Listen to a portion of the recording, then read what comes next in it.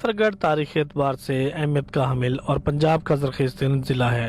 पाकिस्तान के दो बड़े दरिया दरिया चनाब और दरिया सिंध मुजफ्फरगढ़ से गुजरते हैं। यहाँ की 87% आबादी दही इलाकों पर मुश्तमिल है। अगर अवामुन्नास टैक्स पे करती है तो उनके लिए गवर्नमेंट आसानियाँ पैदा करती है, उनके रोड्स के लिए, उनकी हेल्थ के लिए, उनकी तालीम के लिए।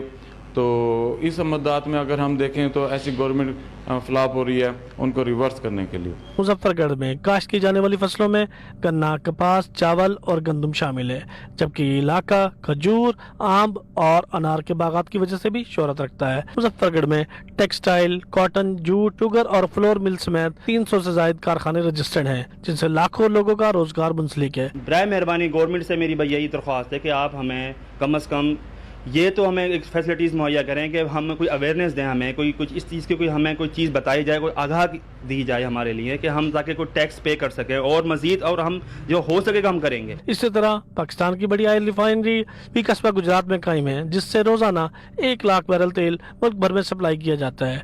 यहाँ की सनतों से भारी टैक्स वसूली के बावजूद सनतकार सहूलियात न मिलने पर नाला दिखाई देते हैं। वसी पैमाने पर सनत और ज़रूरी लिहाज से खुद कफालत के बावजूद मुजफ्फरगढ़ का ताजिर तबका मौजूदा टैक्स निज़ाम से नाखुश है। हम FBR को टैक्स पे करते हैं, हम कोई चीज़ खरीद के लाते हैं उस पर टैक्स पे करते हैं, हम बैंक में पैसे डालते हैं उस पर टैक्स पे करते हैं, बैंक से पैसे निकलवाते हैं उस पर टैक्स पे करते हैं। तो हमें क्यों ताजिर चोर कहा जाता है? ताजिरों के मुताबिक हर शय पर टैक्स देने के बावजूद उन्हें टैक्स चोर कहा जाता है और फेडरल बोर्ड ऑफ रेवेन्यू की जानिब से तंग किया जाता है। भारी टैक्स वसूल तो किया जा रहा है, लेकिन मुजफ्फरगढ़ की आवाम टूटी फूटी सड़कों, नाकाफी सेहत की सहूलियात के साथ साथ तालीमी पसमानदगी का भी सामना कर रहे हैं। दिन ब दिन महंगाई बढ़ रही है, चीनी के रेट बढ़ रहे हैं, घी के रेट बढ़ रहे हैं।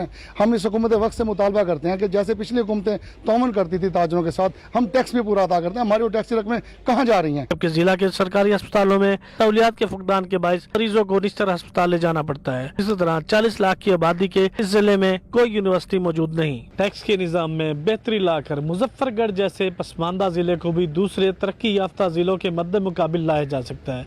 प्रोग्राम टैक्स और आपके लिए राणा वाजिद अली, आज न्यूज़, मुजफ्फरगढ़।